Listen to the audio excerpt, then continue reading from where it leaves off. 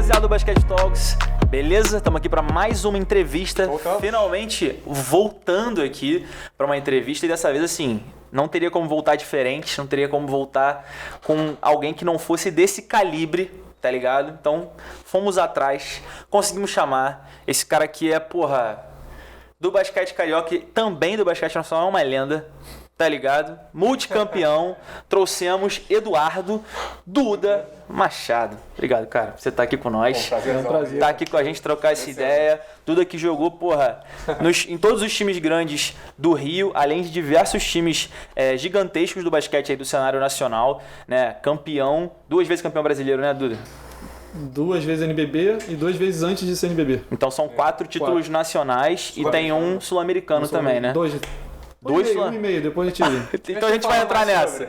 Então o Duda faz parte aí de uma geração vitoriosa pra caramba. Em 2006 pegou seleção brasileira também, né? 2006, 2008, 2009, 2010. Aí, a partir de 2006 participou aí da seleção. E óbvio, faz parte de uma das famílias mais famosas do basquete aí que a gente tem muito orgulho no nosso país, que é a família Machado, né? Pra quem ainda não se ligou, quem não lembra, o Duda é irmão do Marcelinho, o teu tio tem quem é também, Duda, que é importante pra caramba. Sérgio Macarrão também, medalhista olímpico, a gente vai falar dele também. Então, prazer aí, Duda, tu tá com a gente aí, cara. Valeu mesmo. Eu que agradeço, é sempre bom estar falando de basquete, você eu conheço já há algum tempo, a gente sempre conversou sobre basquete, já tinha rolado esse convite antes, infelizmente tava não pegado, deu certo. Mas é muito bom estar aqui, parabéns pela iniciativa de vocês. Obrigado, Lequinho. Sempre bom enaltecer nosso esporte, né? Que a gente tanto ama e é tão difícil, né? Fazer e falar sobre ele, então parabéns. Então vambora, mano, vamos resenhar. Vamos começar como a gente começa lá desde o início, né, mano? Onde tudo começou. Onde começou, né? Tu é o irmão mais novo dessa família e o basquete pra você foi algo que foi, assim, natural ou você correu atrás pra se inteirar? Como é que foi o basquete na tua vida, mano? Cara, o basquete começou desde antes de eu começar a andar, né? Sempre foi aquela brincadeira que hoje é mais tradicional você comprar uma cestinha pro seu filho, não sei o quê. Na minha família sempre foi uma bola, a brincadeira nossa. E minha mãe fala que meus primeiros passos foram numa quadra de basquete, porque eu ia pra cima e pra baixo acompanhando meus irmãos. O Ricardo é 9 anos e o Marcelo 7 anos mais velho que eu. Sim. Então você estava sempre acompanhando os jogos. Final de semana era sempre jogo pra cima e pra baixo, viajando, Friburgo, Teresópolis, Angra, não sei o quê. Correria.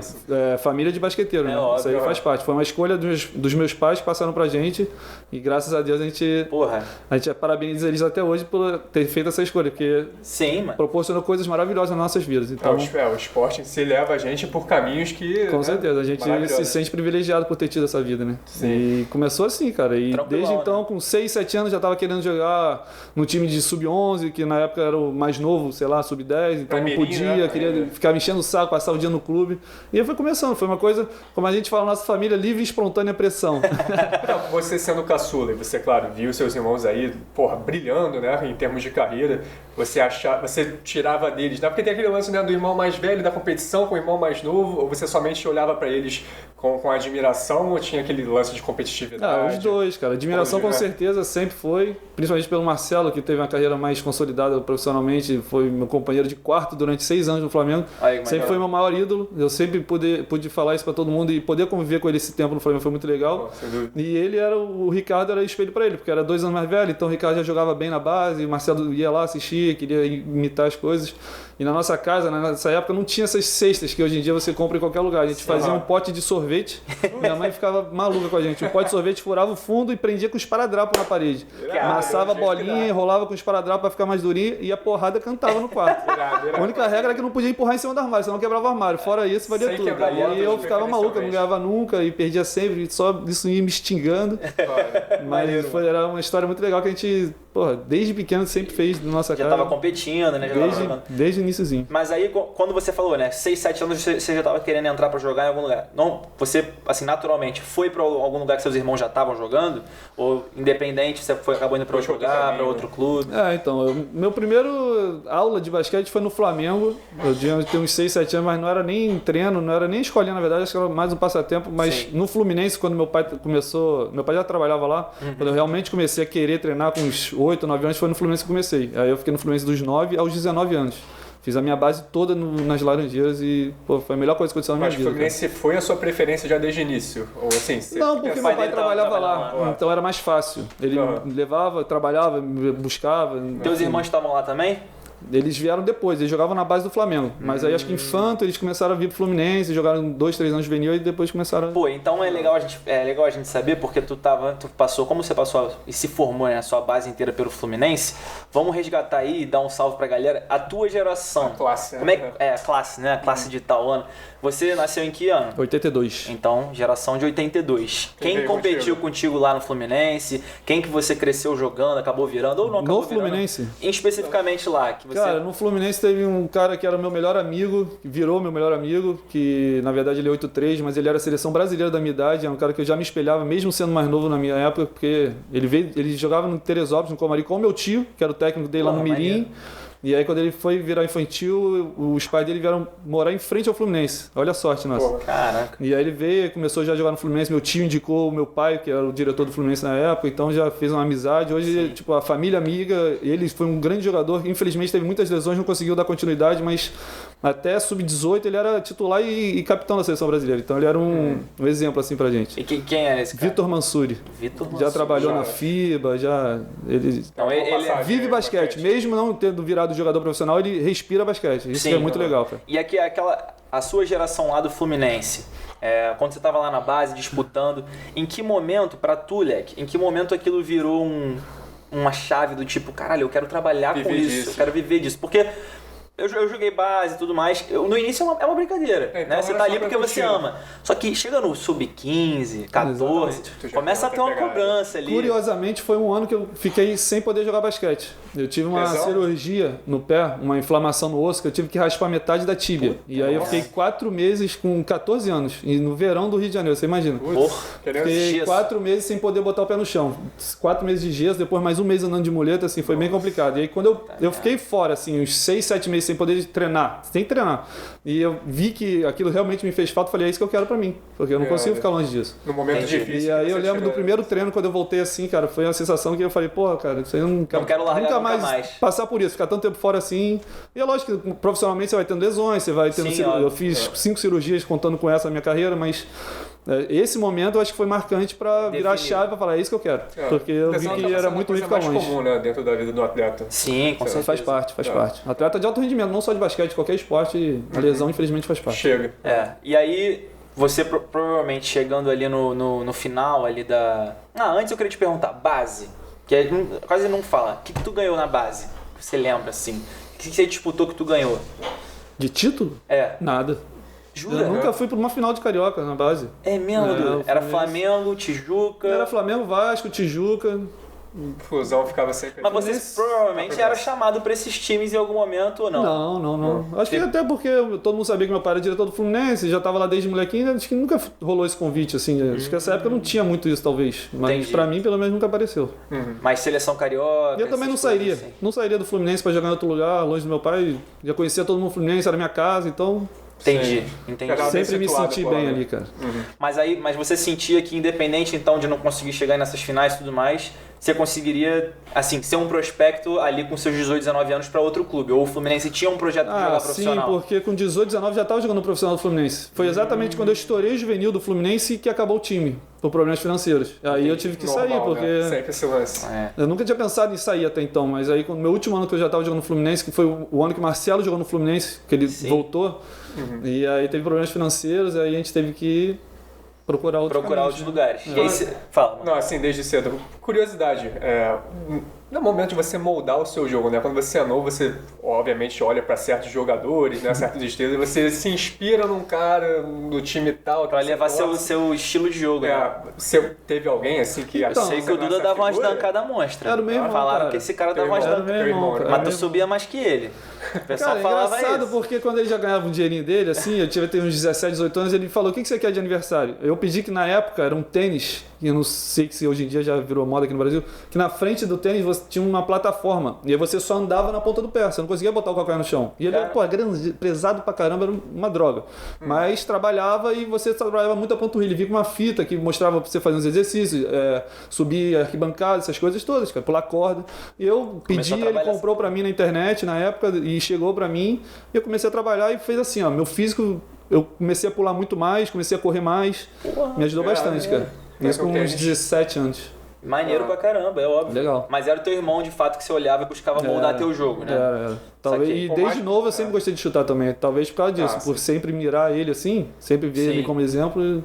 É uma característica, né? Nossa, né? É óbvio, da família toda. Mas já de novo você tava atacando muita bola? Cara, eu tacava de muito longe, sempre gostei de tacar de longe, cara. Esse negócio aí que hoje em dia tem naquela tua época, tu já atacava... porque na minha cabeça, se eu tô longe, a defesa não vai me marcar pressionado. Então é um chute livre, digamos assim. Se eu tiver um bom aproveitamento treinado ali, por que eu não posso chutar? Tá. Mas é uma responsabilidade grande que a gente corre, né?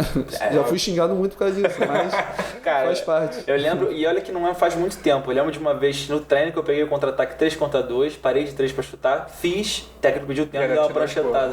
Pois é. Essa história. Pra você nunca mais chutar no contra-ataque. Mas a gente tem que ver o basquete moderno, cara. Hoje tá muito rápido o jogo. Você pega o próprio Flamengo, que hoje que é exemplo aí no Brasil, cara, eles tem vários jogos que eles acabam com mais chutes de 3 do que de 2. Então, assim, não quer dizer se tá certo ou tá errado. É característica de cada jogador. Se der certo, se tiver aproveitamento, tudo treinado. E hoje não vejo problema. É uma coisa ainda mais comum, né? A gente vê a modernização do basquete. É normal, sei lá, pegar um contra-ataque e acabar atacando pra 3. Sim. A gente vê as estatísticas próprias da NBA que antigamente, no final da NBA, um time estava 8 bolas de 3 no jogo. Hoje em dia um quarto aí, Hoje em dia um quarto chuta 25 bolas de 3, 20 bolas de 3, é absurdo. Né? E olha que a gente já fazia isso com a seleção do Oscar, né? A gente atacava muita bola nessa época, mas ninguém ligava muito. Já era um basquete revolucionário na época, né? E louco, digamos assim. Exatamente, o volume era gigantesco, mas vamos lá. Aí Duda tá com 19 anos, acabou tendo aquela questão lá de ter que sair do Fluminense porque o time acabou. Você foi para onde, Leque? Aí eu fui jogar em Londrina, lá no Paraná. Londrina. Isso. Foi um time que... Foi o primeiro time que você jogou um campeonato profissional, assim, a nível nacional? Não, o Fluminense já tinha jogado. A nível nacional? Já tinha jogado 2 ligas nacionais no Fluminense. Porra, então eu quero te fazer uma pergunta antes, que é uma pergunta maneira. Quando tu virou profissional, Duda, quem era o cara que tu já conhecia, ou tu já assistia na televisão e tal, que te deu trabalho, mano? Pra marcar. Entendeu? Entendeu? Às vezes eu vejo os caras da NBA, quando os caras entram na NBA e falam assim, caralho, quando eu entrei, um cara que me dava trabalho era fulaninho. Quando tu entrou pra jogar o Campeonato Brasileiro, quem era o cara que tu já conhecia e falou, vou jogar contra esse cara de novo? Não precisa ser estrela, pode ser só um cara que era chato, tá ligado? Que marcava pra caralho. Tem vários. Eu lembro que a gente jogou um ano antes do Marcelo vir pro Fluminense, ele tava no Botafogo, um time máximo do Botafogo. E a gente foi eliminado no Brasileiro por eles. Eles classificaram em primeiro, a gente em 8º no Fluminense. E a gente acabou pegando eles nos playoffs. E aí eu quase não jogava, mas quando ele jogava eu tinha que marcar ele. E era bem complicado, como sempre. Ele não parava de correr, cara, impressionante. Ele tinha uma jogadinha que depois até no Flamengo a gente fazia, que ficava um no lance livre, ele ficava embaixo da cesta e os 2 pivôs no garrafão. Sim. E ele escolhia pra onde ele saía. É muito difícil marcar ele. Que depois, mais pra frente, o Detroit veio fazer também uma jogadinha quando foram campeões na NBA. Isso aqui que o Rip Hamilton ficava correndo de um lado pro outro. Marcelo já fazia isso. Né? Esse cara Marcelo sempre foi complicado, cara. Foda, né, cara? E aí tu foi pro Londrina, primeira vez que você saiu do Rio. Difícil, mano, morar longe de casa. Ah, cara, não foi não, cara. Foi não, né? Tava muito afim de jogar, foi né? muito maneiro, cara. Foi muito maneiro. Juntou uma galera muito maneira nesse time de Londrina. A gente foi super bem. Um monte de moleque com o mesmo objetivo na cabeça, querendo aparecer, sabe? E a gente criou uma família, uma liga. É uma família, uma liga muito maneira, cara. E o time foi muito bom, cara. A gente perdeu porque não era pra ganhar, mas... Sim. A gente classificou em 5º no campeonato que tinha 15 times. Um time só de moleque, devia ser um time mais barato do campeonato e... Foi muito legal. Uma experiência muito maneira. Jogar no Moringão lotado, 7 mil pessoas. Deve ser. Era uma cidade que tinha muita tradição de basquete. Infelizmente, hoje não tem mais time. Mas... Em termos de adaptação, cidade, tudo tranquilo? Tudo tranquilo, cara. Dos lugares que você foi, assim, qual foi a cidade que mais você sentiu abraçado? Fora do Rio, óbvio, né? Ah, cara, eu gostei muito de jogar em Fortaleza. Primeiro pelo time, eu fiz amizade absurdamente com o Davi lá, com o Felipe, me dei super bem com eles. E é uma cidade que é cidade turística, né? Você vai lá pra ir pra praia. A gente que é do Rio, a gente gosta de praia, não tem como negar isso. E você estando numa cidade assim, você se sente mais confortável, mais em casa. Mais do que mesmo sendo longe pra caramba, porque era um voo que, além de ser caro, era 3 horas, 3 horas e meia. Então não era tão simples assim, mas só de estar lá assim... Se sentia mais em casa por ter praia, né? Com certeza. Tu gosta de surfar também, né? Com certeza. Surfava lá tinha uma ondinha maneira? Surfava. Então. Meu parceiro russo lá, que depois virou a ser técnico lá, ele era assistente na época. Pô, surfava direto lá, cara. Muito maneiro. Porra, maneiro tudo. E aí tu começou a jogar profissional, foi o quê? 2 anos de Londrina? 1 ano. 1 aninho. Foi pra onde depois? 1 ano em Londrina e veio pro Flamengo.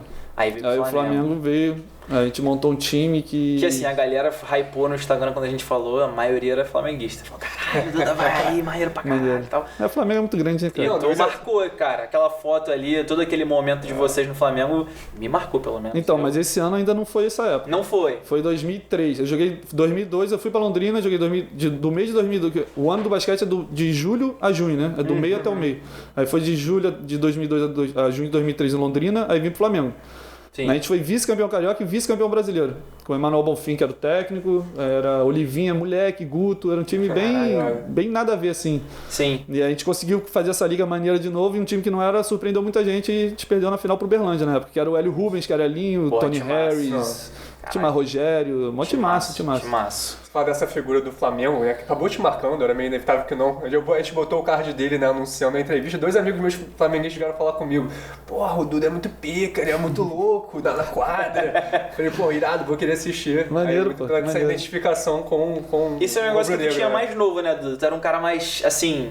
Trazia mais essa energia, assim, mais novo. Sempre gostei, cara. Sempre gostei. Mais que teus irmãos. Talvez você seja mais eu falava isso pro Marcelo, enérgico cara. do que ele. Sempre falei isso pro Marcelo. Falei, pô, Marcelo, mete a bola, chama a torcida, faz alguma coisa. Só que é dele, é dele. Ele às vezes fazia, mas você sabe que não é... Ele não fazia confortável. Então, dele, né, também, né? Mas já era aquele cara mais que a galera coisa que o Olivinha gosta bastante também. Pô, sempre gostei, cara. E eu acho que, principalmente por tratar de Flamengo, sempre tá jogando com o ginásio cheio, você traz a torcida pro jogo, cara. Isso ajuda, né, cara? Isso faz diferença. Pra mim e pro time, assim. Eu acho que pra mim isso é bom, esse barulho, essa energia. Você sente essa troca de energia, assim. E eu acho que pro time é legal também, pro espetáculo, é maneiro. Sim. Aí depois desse Flamengo 2003, que não foi ainda aquele histórico, a gente vai falar desse Flamengo histórico. Então, 2004 acaba o campeonato, a gente vice-campeão e acaba o time. Por causa de problemas financeiros também. Isso. E aí de novo eu tenho que sair. Aí realidade do atleta brasileiro. Aí joguei um ano em Limeira, fui pra Limeira. Aí a gente foi vice-campeão paulista, inclusive, lá em Limeira. Aí acabou Limeira e eu fui pra Brasília. Joguei 2 anos em Brasília. O Uniceub ainda? Isso. Era Uniceub? Não lembro. Universo Brasília. Aí de 2005 a 2007. Só que 2006 é o ano que não tem final, que teve o hexagonal com 2 times da Liga 2K, com 4 times do Brasileiro, fizeram hexagonal, aí deu problema. Enfim, não teve campeão esse ano. E em 2007 a gente foi campeão brasileiro. Contra a Franca no Pedrocão, que poucas pessoas conseguiram isso, né? Esse feito de ser campeão no Pedrocão. Caralho, Pedrocão é foda, né, mano? Cara, o ginásiozão brabo de... Tu não tá ligado no basquete brasileiro? Cara, o Pedrocão, assim, é um dos... É como se fosse o Madison Square Garden. Não é o maior. Assim, tipo assim, mano... Como é que eu posso explicar? É porque Franca falam que é a capital do basquete, porque já ganhou vários títulos antigamente. Então o Pedrocão seria a arena dos caras, uma maneira clássica. E poucos times foram campeões lá dentro. Poucos times foram campeões lá dentro. E a gente eu consegui fazer. Meu primeiro título do campeonato de campeão brasileiro foi lá no Pedrocão, foi muito legal. E você falou da torcida, mano, deve ter sido foda jogar contra a torcida dos caras, né? Devia estar lotado. Lotado. Duda, eu queria voltar, mano, porque assim, tu falou desse campeonato. Você falou desse campeonato em 2007. Isso. Mas você teve uma experiência com a amarelinha em 2006. Começou a ter essa experiência com a seleção. Como é que foi isso, Leque? Quem te chamou? Como é que foi quando você parou? Quando você teve a ligação, tipo, caralho, a reação, claro. Foi nesse ano de 2006 que não teve final. Eu era o ala reserva lá em Brasília e os titulares eram o Kenya e o Charles Bird. 2 gringos, 2 americanos já. O Bird estava com 40 anos, se eu não me engano, e o Kenya já com seus 35, 36, mas... Bird que é o cara, que eu não me lembro dele do Vasco. Pra mim, o melhor americano que eu já vi jogar no Brasil. Todo mundo fala isso. Enfim, eu joguei contra ele, treinava contra ele todo dia, porque era da mesma posição, ele com 40 anos e estava perguntando na base quem era difícil. O Bird foi um dos caras que eu treinava todo dia que me ajudaram muito a evoluir. Me ajudou muito a evoluir. E você tava lá? Aí eu tava lá e por os dois terem essa idade mais avançada e até o biotipo diferente assim, eu jogava bastante tempo. Eu tava jogando muito bem, tava na crescente com 22, 23 anos, tava voando. Com gás, com perna pra correr. Muito. E aí eles montaram uma seleção brasileira B de novos para jogar o Sul-Americano e o Lula, que era o técnico, Lula Ferreira, me chamou. Teve os treinos em São Paulo, tiveram cortes e ainda bem que eu fiquei, cara. E foi uma experiência animal, cara. E assim, quem é que tava lá contigo nessa seleção? Quem é que te pegou a seleção contigo nessa Cara, pra você ver, a primeira seleção do Huertas. Olha. E era meu companheiro de quadro. Eu sou fã dele, cara. Eu sou fã dele. Tava falando com ele essa semana de uma seleção, a gente tava relembrando uma viagem que a gente fez na Grécia, da seleção que a gente jogou lá, muito maneiro. Então vocês são da mesma geração. Você... Ele é 8'3", ele é um ano mais novo que eu. Maneiro. O outro armador era o Nezinho, que é um ano mais velho que eu, 8'1". Era uma seleção muito boa. Arthur, era André Bambu, o Felipe lá do Basquete Cearense, Caio Torres, moleque, Caio Torres, o Paulo Prestes, o Paulão. Sim. Você lembra? Com chegou 17 anos. O Paulão chegou a ser draftado, se eu não me engano? Paulão Prestes? Draftado, não sei. Ele jogou um tempo na Espanha. Ele era um pivôzão, cara. Eu acho que ele chegou ou jogar uma Summer League, alguma coisa assim. Ele chegou a ter algum contato de NBA. Caralho, cara, que nível. Era a seleção maneira. Como é que vocês foram no Sul-Americano? A gente foi campeão. Campeão sul-americano em 2006. Muito maneiro. Lá na Venezuela. Na final contra o Uruguai, ganhamos de 30. Semifinal contra a Argentina, com quem que era? O Léo Gutierrez. Tinha uma seleção boa, assim. Não era a principal, mas era uma seleção muito boa. A gente ganhou na última bola, no último segundo. Ganhamos, metemos, o Nezinho roubou a bola, meteu a bola e a gente acabou o jogo. Digamos de um ponto. Tipo, não podia ser melhor, sabe? A história, o enredo perfeito. Puta, maneiro pra cá. E assim, eu não sei como é que funciona isso em questão de carreira, mas deve voltar mais grandão pro cenário nacional. Com certeza. Não sei se você estava assinado com campeão alguém, sul-americano. Currículo, né? Deu mais um check. Não, currículo sim, mas acho que pro atleta é bom também, pra imagem do atleta, você ser campeão sul-americano. Óbvio. Não que você tenha a obrigação de ganhar um sul-americano nesse nível com o Brasil, mas quando você não ganha, às vezes as pessoas, não foi nem campeão sul-americano, não sei o quê.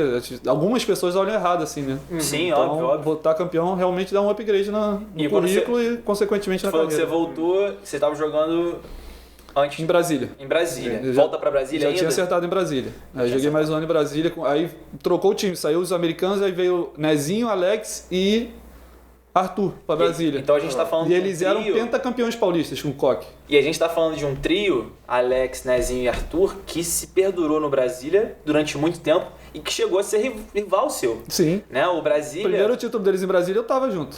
E no ano seguinte eu vim pro Flamengo e ganhei a final contra eles. Tá, entendeu? Doideira. Muito maneiro. Então o Duda, se fosse na NBA... Ele seria tipo, vamos pensar, um cara que saiu para ganhar do time que ganhou e tal. Tiveram alguns. Agora é difícil lembrar agora, né? Mas teve, sei lá, o Rondo que foi campeão pelo Boston, mas foi pro Lakers, mas claro, anos mais tarde. Mas se pensar que foi de um pro outro... Tu ganhou do Flamengo quando tava no Brasília e depois ganhou do Brasília quando tava no Flamengo? Não. Afinal, quando eu tava em Brasília, foi contra a Franca. Foi contra a Franca. Aí você ganhou? Ganhamos, lá no Pedrocão. Mas voltando a falar, esse trio que você falou, que foi Alex, Nezinho e Arthur, fizeram parte dessa geração foda do Brasília e que marcou, né? E já era um trio vitorioso, já tinha sido campeão brasileiro no Coque, né? Isso. E esse momento, Duda, era um momento de transição do basquete brasileiro. Tipo, quando o Ronaldinho veio aqui, ele contou pra gente sobre o que aconteceu na época entre o campeonato do Oscar, o campeonato brasileiro. Tu viveu esse momento, mano? E como foi pra você esse momento? Foi exatamente nesse meu primeiro ano em Brasília, quando teve a junção dos dois primeiros da Liga do Oscar, que era a nossa liga, não lembro o nome também. Os dois primeiros contra os 4 semifinalistas do Campeonato Brasileiro. Se juntaram em Franca e fizeram um hexagonal para sair 2 para fazer a final. E aí deu algum problema com o jogador inscrito que se inscreveu no campeonato, mas pela data do outro campeonato não poderia ter inscrito. Foi ele. Foi o Ronaldinho. O Ronaldinho falou pra gente. A gente zoou ele até hoje por causa disso. Ele acabou com o campeonato. Foi tudo por causa de mim. O Ronaldinho falou. Ele falou pra ele, foi tudo culpa minha, foi tudo por causa de mim. É verdade, isso é verdade. Motivo do caos. Não, e ele falou, contando uma história pra gente, ele falou que ele chegou no Flamengo, e aí o Oscar tava lá, ele chegou pra gente e falou, cara, você tem noção do que o Oscar fez? Ele falou que ele chegou no vestiário, o time era bom e tal, não sei o que, o Flamengo ele falou... Apontou pra ele, não foi? Ele chegou e falou assim, tá vendo esse bag aqui? Corre e passa a bola pra ele aqui, ó. O Oscar, ele falou, caralho, eu me senti grandão e tal, não sei o que. Nessa época ele tava lá. Pô. Mas quando o Oscar fala, tu já, caralho. Mas foi uma época confusa, né, cara? Tipo, pois é, porque tinha essas duas ligas. Não tem. Mas aí um ano depois, tipo assim, regulamentou geral, porque já tava próximo de começar o NBB. O NBB foi 2009 o primeiro, né? 2 anos antes dessa treta. Mas ainda teve 2 campeonatos depois normais, sem ser NBB ainda, 2008, da CBB, né? 2007 e 2008. 2007 e 2008. 2009 já tinha NBB. Foi o primeiro, né? 2009 foi o primeiro. Então 2007 você estava em Brasília e 2008 também. Não, 2007 Brasília foi meu último ano. Isso. E aí veio pro Flamengo. Aí veio pro Flamengo já em 2008, jogou ainda o Campeonato Brasileiro. Vim pra cá em agosto de 2007. Pra jogar o Carioca, que era de setembro a novembro, sei lá. E aí começava o NBB, o brasileiro, no caso. Brasileiro. Isso. E como é que foi esse último brasileiro? Como é que fomos? A gente ganhou. Ganhamos no Flamengo contra a Brasília. Contra aquele Brasília já de Alex. Então, mas acho que o Alex saiu. Aí o Valtinho tinha ido pra lá, o Alex foi pro CSK, eu acho, esse ano. Nossa, que massa também.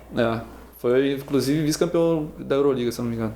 Nossa. Mas aí o Valtinho foi pra Brasília, aí continuou o timaço. Com o Valtinho, com o Nezinho, com o Arthur, era um timaço. E era o atual campeão, né? Independente se você saiu ou não, mas o time era o campeão, Brasília. E quem tava aqui no Flamengo nessa época? Aí foi o início desse time de cariocas, que a gente falou. Que era, os armadores eram o Fred e o Hélio, 2 cariocas, eu, meu irmão... Mas quem que tinha? Casca tava lá? O Colonese, aí veio eu e o Alírio também estava em Brasília comigo, a gente veio, e aí tinha o Fernando Mineiro, que era outro ala, e o Amiel, o cubano, não sei se você vai lembrar. Lembro dele. Também jogava de 3, 4 ali assim.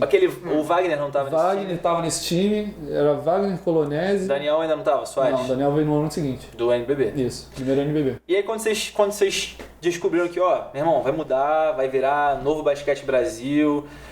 Pra vocês que era jogador, tipo, faz diferença, só mais campeonato pra jogar, ou como jogar. Né?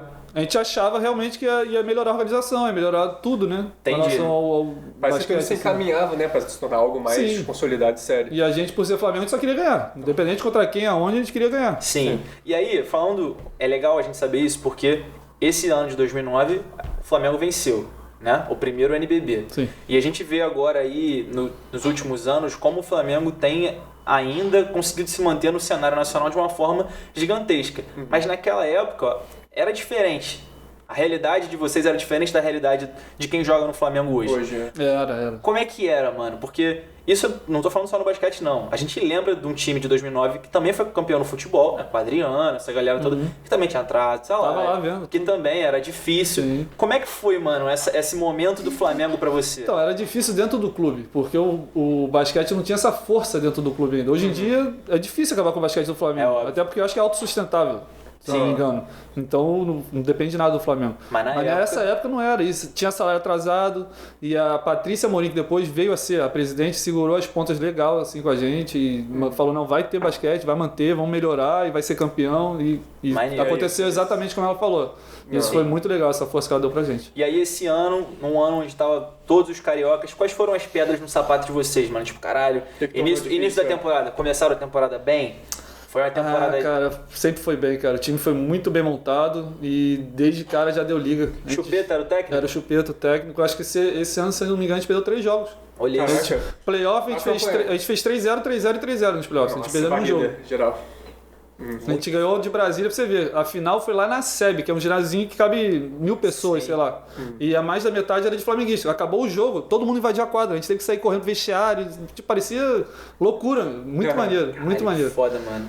Mas é isso. E esse título é um título que, tipo assim... Eu sei que é difícil perguntar, caralho, qual foi o título mais importante pra você? Esse foi especial. Por ser Flamengo, por estar com o Marcelo e com o Ricardo ali. Porra, esse foi diferente, cara. Por ser o primeiro do Flamengo, também. Foi o primeiro título do Flamengo. Sim, cara. E o primeiro de uma liga nova, né? De dar o pontapé. Não, tô falando do anterior. Do NBB foi maneiro pela circunstância, porque a gente jogou na arena, que até então ninguém nunca tinha feito isso. A gente jogou numa arena com 16 mil pessoas lotadas. Não é? Isso, o quinto jogo, foi pro quinto jogo na final. E aí o quinto jogo, a gente chegando 10 horas da manhã no jogo, a gente chegando 8h30 com o ônibus, que a gente tava concentrado no hotel, já fila pra entrar na arena, a gente falou, o que tá acontecendo aí, cara? Muito maneiro. A parada é muito diferente de tudo que a gente já tinha vivenciado, assim. Porra, eu lembro dessa final. E ter conquistado o título foi surreal, fechou com chave de ouro o ano, né, cara? E assim, foi o público, o maior público que tu jogou? Tipo assim, 16K de pessoas. Porque isso curiosamente, o maior público que eu joguei foi um ano antes de eu vir pro Flamengo, em Brasília, contra o Flamengo.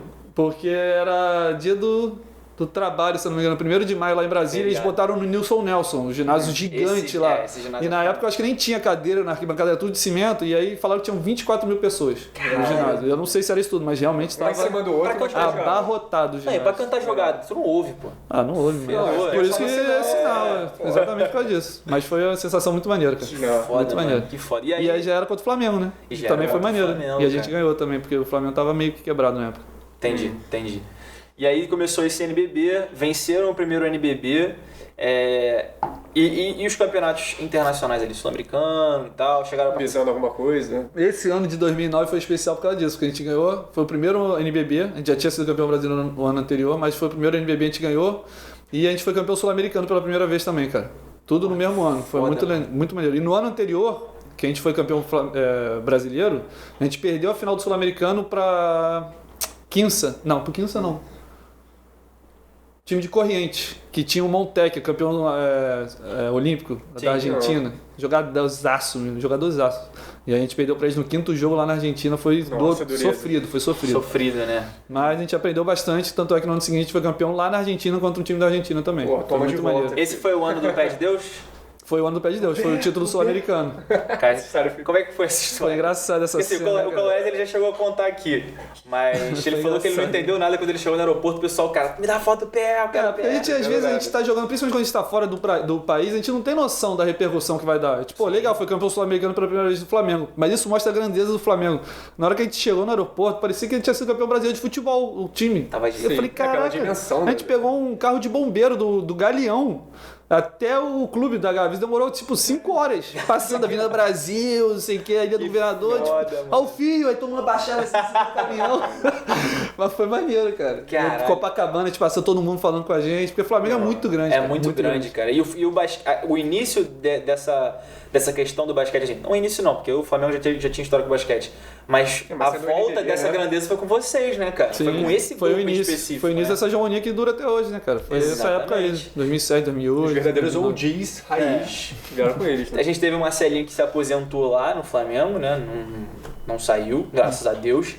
Mas quanto tempo você ficou no Fla? E eu lembro que você, Fred, eram imagens muito fortes pra gente. Quando foi que você decidiu que ia testar novos ares, que ia testar novos desafios? Isso acabou sendo uma decisão sua? Ou meio foi uma decisão minha. Eu não me arrependo, óbvio que para você tomar uma decisão dessa de sair do seu clube de coração, onde você já está afirmado. Eu fui campeão no meu último ano, foi 2013, foi o NBB 5, que foi o primeiro ano do Marquinhos e do Olivinha no Flamengo, o primeiro ano do Neto como técnico. Que marca essa outra geração, isso, né, já estava meio que mudando os ares e conseguiu ser campeão já no primeiro ano, isso foi muito legal. E aí você sair depois de ser campeão é bem complicado, foi uma decisão bem complicada, mas eu não me arrependo, eu acho que eu pensei exclusivamente na minha carreira, queria dar um passo à frente da minha carreira. Você pensou em melhorar também, né? Sim. E aí o Macaé veio com uma oferta muito legal, uma proposta legal de trabalho, um time muito legal, competitivo, e foi super legal, foi uma experiência maneira também. Era uma época de Liga Ouro, né, mano? Não, foi o primeiro NBB do Macaé. Macaé tinha sido campeão da Liga Ouro, ou vice-campeão da Liga Ouro, mas tinha subido. Isso. Com o Jamal jogava já no Macaé. E aí a gente jogou no NBB. Fui eu e o Fred o Fred já estava no Tijuca, eu acho. Sim. A gente foi pra Macaé jogar esse primeiro NBB do Macaé. Márcio Dornelles, Jamal, Espinosa, um argentino, Juan Torres, outro pivô argentino também, o time era bom. E aí tu por um momento assim, você agora sim, mano, é o protagonista, ou pelo menos dois grandes protagonistas. Exatamente, por causa disso que eu escolhi sair. Porque eu lembro que quando você entrava no jogo no Flamengo, era tipo assim, cara, o Duda vai entrar pra botar fogo, meu irmão. Né? Buckets, o Duda vai entrar pra botar fogo, E aí, em algum momento, você deve ter pensado, irmão, não, agora eu quero um time pra mim. Agora eu quero um time, vamos dizer assim, pra mim não, mas... Pra mim é muito forte, né? Muito forte. Mas assim, eu quero ser... Um protagonismo maior, quero tentar ver onde eu consigo levar um time. Uma responsabilidade maior, sair um pouquinho do que, não vou dizer sombra do Flamengo, né? Mas assim, claro que você carrega Você já sentiu isso alguma vez, mano? O fato de estar jogando Marcelinho, que eu sei que foi muito importante pra tu. Em algum momento você falou assim, puta... Eu não quero ser o irmão do Marcelinho, eu sou o Duda, pô. E hoje você é o Duda. Talvez no início da minha carreira, muitas pessoas me comparavam a ele. Mas eu sempre soube tirar isso de letra, nunca me incomodou. Sempre foi um privilégio pra mim ser comparado a ele, por ele ser um ídolo pra mim. Então, quando você se comparar a um ídolo, pô, sempre um elogio. Ego nunca foi um problema. Ego? Assim, Com relação ao meu irmão, pra mim, zero. Eu digo no geral, assim, no Flamengo. Não, eu nunca tive, pelo menos da minha pessoa, eu nunca senti ego. Eu sempre fiquei feliz pelo meu companheiro estar feliz. Quando meu companheiro ia pra seleção brasileira, eu ficava feliz pra caramba por ele. Mas você sentia que talvez poderia ter alguém ali, eu digo, não só do time, mas dentro da gerência que talvez tivesse um olhar mais de... Pra mim, com relação... querer o teu espaço, não, eu acredito que não. Todo mundo muito o que aconteceu para eu sair do Flamengo é que no Flamengo eles começaram com isso de montar o super equipe. Então eu teria muito pouco espaço. Já ficou bem nítido isso pra mim no meu último ano do Flamengo. A minha sorte, digamos assim, entre aspas, é que meu irmão se machucou nesse ano. E aí abriu um espaço na ala. Uma brecha. E aí eu era o primeiro ala a entrar. E aí eu consegui jogar bem e aí vieram propostas, consequentemente, pra eu sair. Eu falei, cara, a oportunidade é agora, senão daqui a pouco eu vou começar a ficar aqui no Flamengo, vou começar a me encostar. Na minha cabeça tava passando isso, né? Uma possibilidade. Você tava com 20... Nossa... 27, 26... 29, eu acho. 29? É 2013? Sim. Não, 2013, 31. 30 pra 31. em termos de basquete brasileiro, já é uma idade que, querendo ou não, você acaba... Acho que no basquete brasileiro dá até uma estendida, mano. O Marcelinho jogou até 40 e pouco. Mas ele é um ponto fora da curva. Não, mas você jogou ano passado? Joguei. Pelo Botafogo e tal, tá com 30 aí. Faço 39. 39. Aqui no Brasil, jogadores que tendem a jogar um pouco mais velhos, né? Depende do biotipo da pessoa, da característica de jogo, tudo isso influencia também. Eu acredito que se for um cara pesadão, acho que é mais difícil pro cara jogar até mais velho, assim, né? O próprio corpo já não aguenta, muito peso ali. Sim, óbvio. É complicado, cara.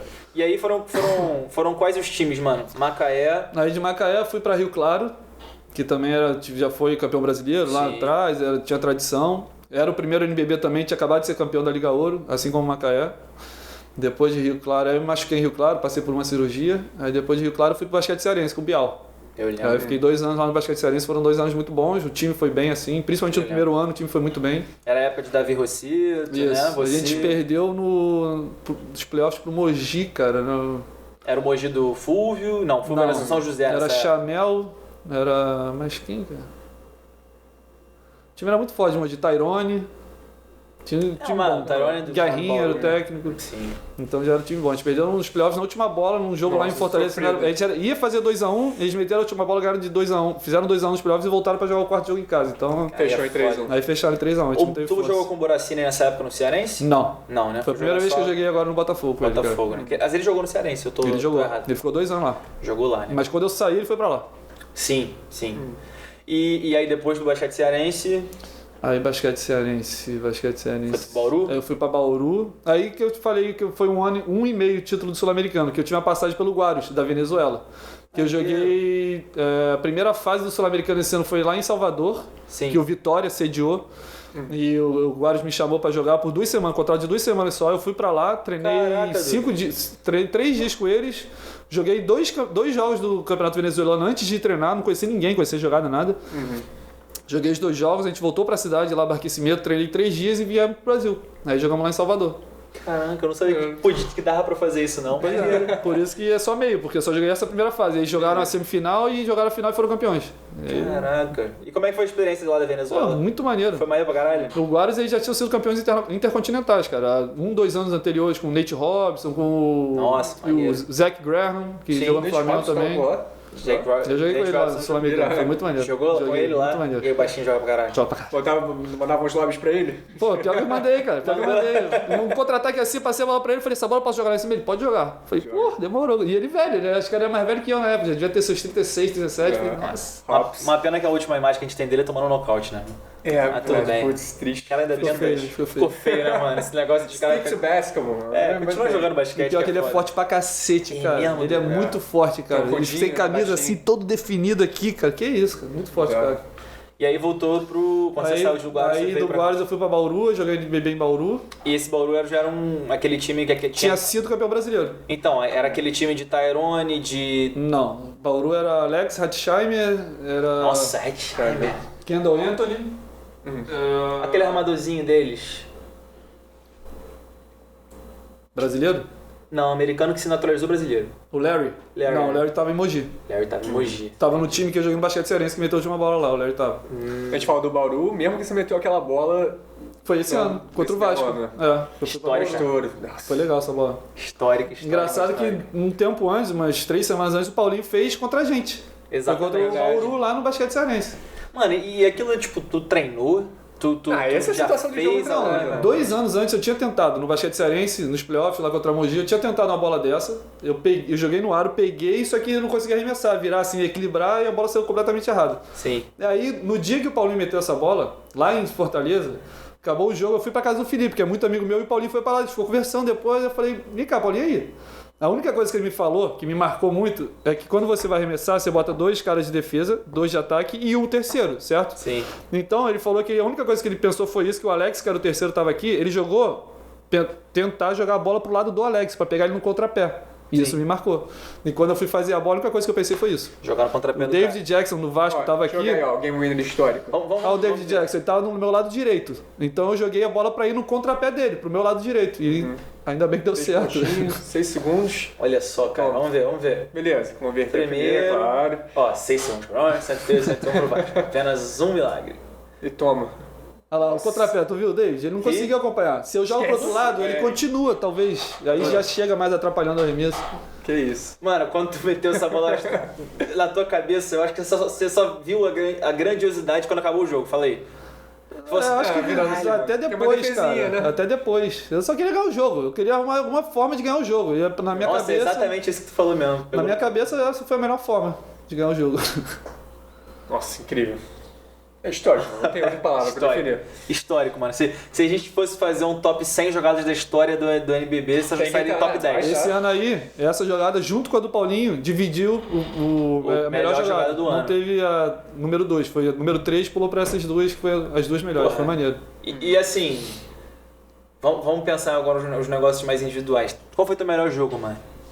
Career high. Meu melhor jogo. Assim, caralho. Não só ponto, né? Cara, tô parecendo repetitivo aqui, mas foi contra o Paulinho. Eu tava no Paulinho Flamengo, tá bem presente. Tava no Flamengo, ele jogava no Pinheiros, eu lembro dele nesse jogo. E eu vim do banco e foi o melhor jogo. Eu tive um aproveitamento absurdo, meti 8 bolas de 3, foi meu recorde, fiz 36 pontos. Pra mim é o meu recorde do NBB. Aquele dia que deu tudo certo. Menos a vitória. A gente perdeu no último segundo com a bola do Chamel. Pode ter uma performance do caralho. Não, e 36 pontos é um negócio que eu falo pro Ian. Porque Ian, consumidor pra caralho de NBA, eu gosto de assistir NBA também, mas assisto Europa, assisto Brasil, eu falo, mano, os números na NBA são muito inflados. Sim. Porque tem toda a questão da defesa. É quase que um basquete diferente, mais ou menos. Tu fazer 30 pontos, 35 num jogo... Um jogo onde você pode botar o pivô quantos segundos quiser no garrafão e se vira. É mais complicado, né? Porra, é difícil, mano. Você falou, né? Acaba sendo um esporte diferente. Eu acho que não é nenhum absurdo. Cara, o líder agora da Euroliga, o sextinho da Euroliga teve 19 pontos por jogo. A Europa é outro nível. Aí vai falar que o cara não é preparado pra... Não, os placares na Europa acabam 75, é um placar alto, 70. É isso. E na NBA é 130. O time tem média de 120 pontos. Isso é absurdo, cara. É foda. É absurdo. É um volume... Primeiro que os caras têm quase um quarto a mais. 2 minutos em cada quarto. Além da maneira que eles jogam também. Eles só jogam no contra um. Não tem uma jogadinha de trocar 5, 6 passes no ataque, 5 bloqueios. Não tem. Os caras chegam jogando contra um, pick and roll e joga. Mano, e a gente teve uma coisa que eu queria que tu comentasse. Esse ano a gente viu os Estados Unidos passando por uns percalços, tudo bem que ganhou. Mas o próprio Damian Lillard falou o seguinte, ó. Jogar na FIBA, jogar fora dos Estados Unidos é mais pesado que aqui. E os caras jogam diferente, né? Pelas outras pessoas. E aí? É isso mesmo, mano. Jogar aqui é diferente. Porra, maneiro. É que eu acho que eles são, realmente eles são superiores tanto tecnicamente quanto fisicamente. Mas é diferente. E a cada ano que passa tá mais globalizado o jogo. Você vê os times da NBA, é difícil um time que não tenha um europeu ou estrangeiro, no caso, se destacando no time. Então o jogo tá mais globalizado. Se a gente puxar essa lista, todos os times da NBA devem ter pelo menos 1 ou 2 estrangeiros. Não, jogando, a gente fez uma lista de pivôs. Não, o bom pivô americano aparece no final, pô. Se a gente botar Jokic, Embiid, Gobert, Vucevic, todos esses caras estão na frente. Sim. O pivô americano tá lá embaixo, né? A gente teve o MVP europeu, a gente teve o campeão europeu. Não, os últimos 3 ou 4 MVPs são europeus, né? Tetocompo, Jokic. Então, o Doncic tá aí como futuro provavelmente MVP, próximo, né? Então, e falando nisso, o Doncic jogou contra o Flamengo. Não sei se você tava nesse Flamengo. No Real Madrid? Não tava. Tinha saído. Um Doncic de 15, 16 anos, né? Ele já jogava muito. Chegou a ver esse jogo? Já conseguiu? Com certeza viu o jogo. Já puxou?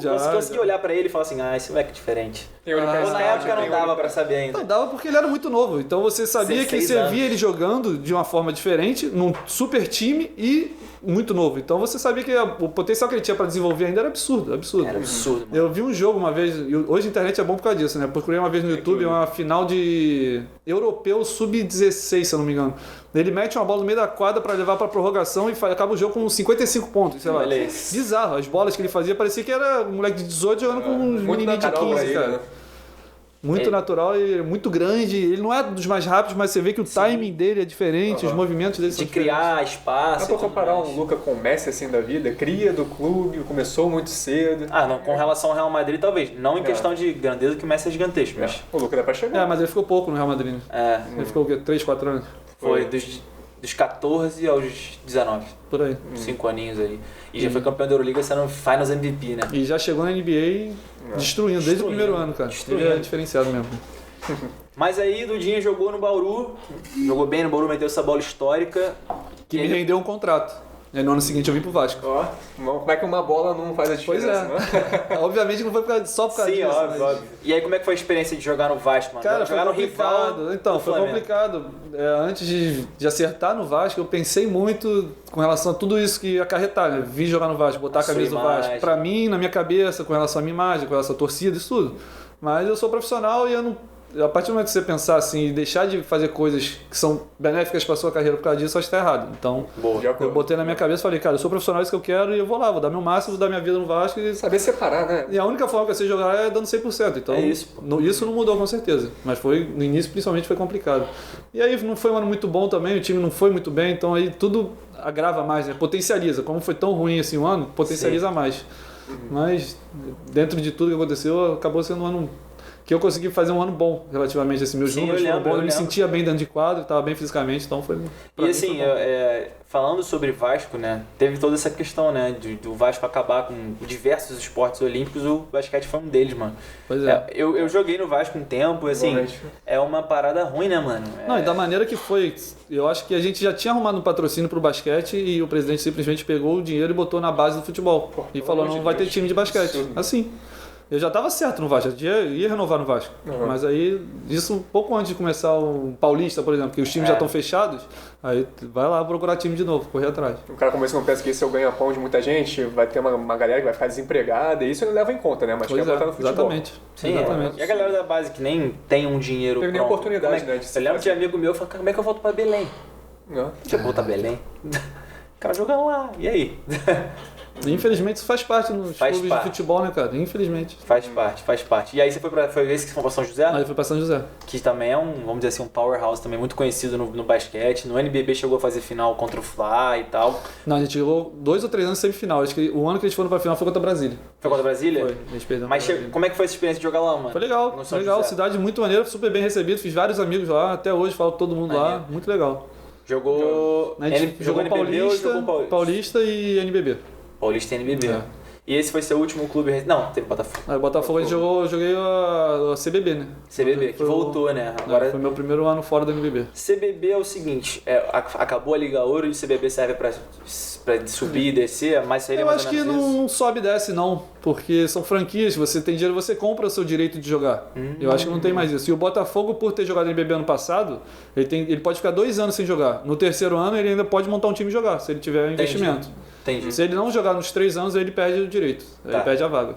Então, o Botafogo ainda está tentando esse ano, sinceramente eu acho que é bem difícil por causa da data, já está bem em cima, mas ano que vem ainda pode jogar de novo. Sim, mano. O NBB. E como é que foi a experiência de completar aí o quadrinho de todos os clubes grandes do Foi legal por causa da história toda da minha família com o Botafogo, né? Desde o primeiro dia lá, já mandei foto do meu tio pro meu pai com a camisa do Botafogo, foi bem legal. A camisa era muito bonita do Botafogo, escrito glorioso aqui na frente. Foda, bem bonita mesmo. E aí como é que foi esse campeonato com o Botafogo? Então, esse campeonato foi um campeonato rápido, até por causa da pandemia. Foram uma semana, a gente jogou contra uma chave de 6, a gente jogou 5 jogos em 6 dias. Em uma semana, em 6 dias. Uma em Goiânia e aí com os mesmos times a gente jogou no Rio 3 semanas depois. E aí já foi pros playoffs. E aí playoff a gente acabou perdendo a semifinal pro time que acabou sendo campeão, que foi o Corinthians do Sul, de Santa Cruz do Sul, União Corinthians. Numa situação inusitada, que nunca tinha acontecido na minha vida, a gente estava jogando lá em Brusque e por causa da umidade, foi um dia meio chuvoso, a quadra escorregando bastante. E aí o jogo foi interrompido, sei lá, na metade do terceiro quarto, por causa da quadra, a gente teve que ficou resolvendo para ver se secava, o que fazia, a gente foi pro hotel, jantou e voltou para 11h30 da noite para terminar o jogo. Caraca, e aí, não tô falando se foi desculpa nem nada, porque foi pros dois times. Mas foi inusitado. Foi inusitado e acabou que eles ganharam da gente, com o mérito deles. Eu tenho que tratar isso como comum, mano. Faz um break, faz um lanche e a gente volta a bater bola. Porque no dia seguinte tinha que fazer a final, então não podia. Não podia jogos no mesmo dia, não podia jogar a final para uma segunda-feira, que isso era num sábado, a final seria no domingo, então acabou que foi assim. E aí essa foi sua última temporada, foi ano passado? Esse ano foi passado? Agora em abril. Agora em abril. Foi de fevereiro a abril. E os planos? O que a gente pode ir, né? Tô aí, treinando por conta própria tentando manter a forma física dentro do possível, porque sabe que não é a mesma coisa, você tá treinando com uma equipe, mas você vai se mantendo ali. Bem, vocês dois aí estão batendo bola 3, 4 vezes por semana. Batendo bola com o Caí 3 vezes por semana, pra evoluir meu basquete. Tá bom. Duda, postou uma porra no vídeo metendo bola em mim, eu falei, esse eu não vou repostar não. Esse eu não vou repostar não, sacanagem. Mentira, pra galera do basquete que eu jogo no Telegram. Mas assim, treino, né, do Rio 3-3... Tem alguma coisa na tua cabeça que passa assim, talvez tentar essa modalidade nova? Com certeza, cara, com certeza. Já joguei algumas competições de 3x3. O Rio de Janeiro 3x3, que é uma equipe daqui do Rio de Janeiro, eu já fiz parte da equipe. A primeira competição que a gente jogou foi lá em São Paulo, uma competição inclusive chancelada pela NBA. O Danny Green entregou o troféu e tudo, assim, foi muito maneiro. A gente ganhou a competição, era eu, Arnaldinho, o Fred e o Wagner. A gente foi para São Paulo, passou o final de semana lá. Muito legal. E hoje tem jogadores aí que ainda jogam representando o 3x3 do Rio de Janeiro. Sim. A competição está crescendo por o fato de ter virado olímpico, isso ajuda bastante o crescimento do esporte. Porque a visibilidade aumenta, os investidores aumentam, então isso é muito legal. E se aparecer oportunidade, por que não? E é um esporte diferente, né, mano? É diferente e pra mim, que eu gosto de chutar, tem essa característica, é um jogo muito mais rápido pra você, tem muito mais condição de arremessar no 3x3 do que num jogo normal. Lá no 3x3, mano, falo pra tu porque tu não costuma jogar. O que os caras falam pra gente? Principalmente que é mais novo, né? Duda fala pra gente, Caixa fala pra gente. O cara tá um braço de distância e taca. Mas não importa. Joga. Toda oportunidade que você tem pra chutar, você tem que chutar, você tem que arremessar, porque o jogo é muito rápido. Tem que parar, trabalhar, pede bloqueio. É 12 segundos, cara. 12 segundos. A partir do momento que você toma a cesta, você pega a bola pra sair dos 3 pontos e já tá contando o tempo. Sim. Então você se desgasta. Às vezes os caras marcam pra sair dos 3 pontos. Você se desgasta pra sair e depois tem que atacar ainda. É complicado, cara. Quando você desgasta muito. Quando você toma a cesta, mano, você automaticamente tá em contra-ataque, entendeu? Sim. Não, tu já pegou e já saiu com a bola. Não pega nem linha de fundo. Não, tá. O Fredinho muito falava muito, que ele falava assim, se você for batido, fica na linha de 3. O lado oposto pega o rebote e vai soltar em você, você já pega e taca. É o tipo de coisa que você só vai pegando treinando. Isso é verdade, no dia a dia. Você tem que ir treinando as situações para ir acontecendo e você vivenciando e ficando cada vez mais natural para você. Claro. Aí vai ajudando. Mano, obrigado pra caralho por ter vindo. Que isso, cara. Prazer. Sempre bom falar de basquete. Cara. Tipo assim, eu, quando comecei a jogar basquete, eu comecei a jogar por causa do meu pai, né? Meu pai é professor de educação física, jogou lá em 1970, bolinha e tal. Jogou no GQA, jogou na Gama Filho na época e tal. Então, comecei a jogar. E quando eu comecei a jogar e comecei a querer assistir, mano, foi a época que tu tava jogando pra caralho. Que maneiro, lá no Flamengo. Eu ia assistir, eu já pedi camisa pro Fredinho, já pedi camisa. Porra, eu descia lá e tal. Aí comecei a jogar no Tijuca com 12 anos e fui até... E hoje, de repente, até hoje poder bater bola contigo, mano. Porra, que tipo assim, prazer é todo meu, pô. Eu já falei isso com o Fredinho e falo pra você assim, mano. Pra gente que viu vocês na televisão, que viu no estádio, é uma honra, tá ligado? É maneiro pra caralho. E nosso projetinho que a gente tá fazendo aqui, poder ter você aqui trocando ideia com a gente, contando sua história, é foda. Então, lendas aqui na mesa. Porra, obrigado, Leque. E todo sucesso pra você. Porra, saúde, você, sua família, todo mundo. Seguiremos juntos, que precisar do Basquete Talks, estaremos aqui. Obrigado, cara. Agradecer o convite. Como eu falei pra vocês desde o início lá, é sempre bom estar falando de basquete, estar enaltecendo nosso esporte. A gente sabe o quanto difícil é ter um espaço pra falar de basquete. E eu tô aí presente, cara. Sempre precisar de mim, falar qualquer coisa de basquete, ajudar, tô aí. Então, ó. E parabéns pela iniciativa de vocês aí. Obrigado, mano. Ó, vai começar a temporada, Dudinha vai colar aqui pra falar o quê? De uma NBAzinha, comentar os jogos. Torce pra alguém? Torce pra alguém, né? Tipo, algum time específico? Cara, eu torço pros jogadores, né, cara? Hoje em dia os jogadores estão mudando tanto de time que é difícil quem torcer torce na NBA? Cara, eu gosto do LeBron, não tem como não gostar do LeBron. Gosto do Stephen Curry. Esse aqui é hater do LeBron, né? Já olhou com ele. É hater, né? Mas tem muitos assim, muitos assim. Eu gosto daquele cara que tá ali atrás. Aquele ali. Mas esse aí não é o concurso, cara. Esse aí pra mim é o concurso. Aquele cara, entendeu? Esse aí não tem como. Não tem como. Eu acho que quem fala que ele não é o melhor da história, eu acho que tá errado. Obrigado. Fechamos muito bem. Fechamos muito bem esse episódio, rapaziada. Duda, qual é o teu Instagram? Duda Machado 10. Duda Machado 10. Segue o Duda no Instagram. Quer deixar algum recado? Mulher, filhos, tios, avós? Pô, mandar um beijo pro meu filho, pra minha namorada. Amo muito vocês. E mais uma vez, parabenizar vocês pela iniciativa. Obrigado, Leque. Gente, não esquece de se inscrever no canal, ativa o sininho se você não ativou pra receber as notificações assim que elas droparem aqui no canal. Dá o like nesse vídeo que é muito importante, vídeo pesadíssimo. E segue a gente no Instagram também, @BasqueteTalks, conteúdo diário de basquete da mais alta qualidade. Valeu, rapaziada. Grande abraço pra vocês. Tamo junto.